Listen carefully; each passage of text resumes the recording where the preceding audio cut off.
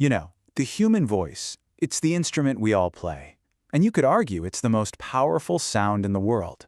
I mean, think about it. It's the only one that can start a war or say, I love you. And yet for something so powerful, a lot of us really struggle to use it well. Ever had that feeling where you're talking and you know you have something important to say, but it just feels like you're talking to a brick wall? It's super common. So what's going on there? How can we learn to speak in a way that's powerful, in a way that makes people actually want to listen? Let's dive in and break it down. So here's our game plan. First, we're going to look at the bad habits we need to ditch. We'll call them the 7 deadly sins of speaking. Then we'll build up a really positive foundation with 4 cornerstones. After that, we'll get practical and open up your vocal toolbox, because how you say something is just as important as what you say. And finally, we'll zoom out and look at the big picture, how all this can create a world that actually sounds beautiful. Okay, so before we can build any good habits, we've got to do some demolition. We have to clear away the stuff that's holding us back, those habits that literally make people tune out the second we open our mouths. And there are 7 of these in particular that really sabotage our speech. And hey, let's be honest, we've probably all been guilty of at least one of these at some point. All right, first up, gossip. We all know this one. It's just a nasty habit. And here's why. If you're listening to someone gossiping to you, you know for a fact that 5 minutes later they'll be gossiping about you. It just shatters trust instantly. Second is judging. I mean, it is incredibly difficult to listen to someone when you feel like you're constantly being sized up and coming up short. It just puts people on the defensive, and the conversation is basically over before it even gets going. Number 3 on the list is negativity. Julian Treasure, whose talk inspired this whole explainer, tells this great story about his mother. One day he said, "It's October 1st today," and her reply was, "I know. Isn't it dreadful?" It's hard to listen to that. It sucks the energy right out of the room. And a very close cousin to negativity is our 4th sin, complaining. It's been called viral misery, and that's a perfect description, right? It's not spreading sunshine or any kind of lightness, it's just spreading gloom. Then you've got excuses. We've all met someone who has a blame thrower. You know, they just point it at everybody else and never take responsibility. It's really, really hard to listen to someone who refuses to just own their actions. Number 6 is exaggeration. This one kind of cheapens our language. Just think about it. If everything is awesome, then what word do you pull out when something is truly awesome? It just waters down our words, and pretty soon it can slide into basically just lying. And finally, we have dogmatism. This is when someone bombards you with their opinions as if they're cold, hard facts. When those two things get confused, any chance for a real conversation just goes out the window. The door just slams shut. Okay, so we've cleared out all those negative habits. Now what? What do we build in their place? Well, there are 4 really powerful cornerstones that we can stand on to make what we say actually mean something.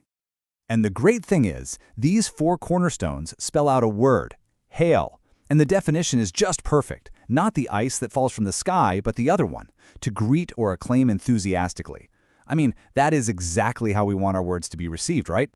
So, what does hail stand for?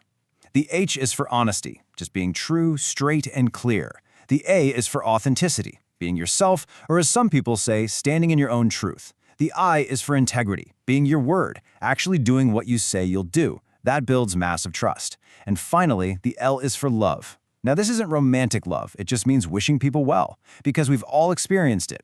Absolute honesty without love can be brutal, but when you combine that honesty with a genuine sense of caring, well, that's when your words can really connect.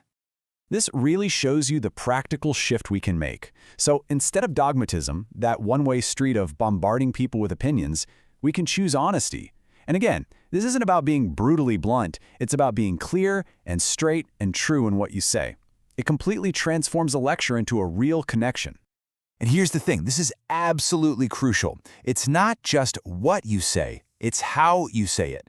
You have this incredible instrument, your voice, and it comes with a whole toolbox that honestly, very few people ever bother to open. So let's take a quick look inside. Inside this toolbox, you'll find all sorts of things you might not even think you have. Your register and timbre, your prosody and pace, your pitch and your volume. And seriously, just mastering one of these can dramatically change how powerful you speak. Take register, for example. We actually tend to vote for politicians with lower voices. Why? Because we associate depth with power and authority. You can find that power by learning to speak from your chest.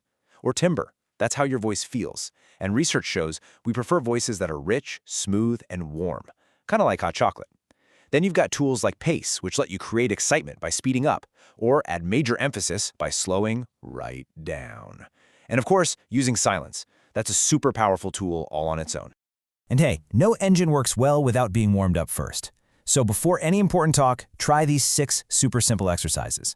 Arms up, take a deep breath, and just sigh it out. Ah. Warm up your lips. Ba ba ba. Then a lip trill. Brrr. An exaggerated la la la for your tongue. Roll an R. And finally the siren, going from high to low. Weow. I know, it might feel a little silly, but it makes a world of difference. You gotta give it a try. So why does any of this actually matter? Well, because all of these little individual habits and tools, they have a huge collective impact. They literally shape the kind of world that we all live in. Right now, we often find ourselves in a world where we're speaking poorly to people who aren't really listening, in environments that are noisy and just not designed for communication. But imagine the alternative. Imagine a world where we speak powerfully to people who are listening consciously, in environments that are actually fit for that purpose. And that really brings us to the ultimate goal, a vision that's just captured so perfectly in this final thought, a world that sounds beautiful, a world where understanding is the norm, not the exception. And that is an idea worth spreading. So as we wrap this up, I'm just going to leave you with this one question to think about. After everything we've covered, from the 7 sins to your vocal toolbox, what's the one habit, just one, that you can start to change starting today to help create a world that sounds just a little more beautiful?